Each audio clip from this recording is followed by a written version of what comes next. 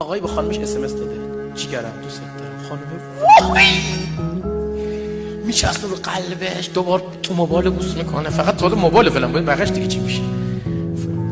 بعد 3-4 بار هی میده بالا ببینه ادامه نداره اسمس. نه تموم شد.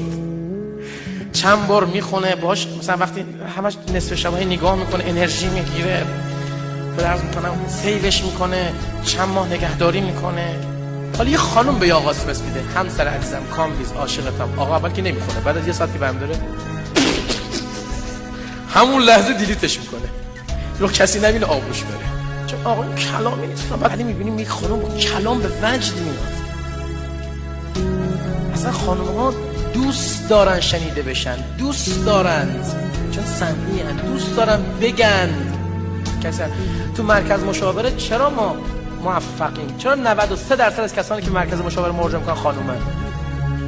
توصیه میکنم هر مردی اگر فقط 1 ربع 15 دقیقه نه بیشتر 15 دقیقه برای خانومش زمان بذاره و حرف خانومش رو تایید کنه و تو اون 15 دقیقه حرفی نزنه، وسط حرف خانومش هم نپره، خانومش نه بیماری روانی بگیره، نه پرخاشگری، نه استرس، قسم میخورم.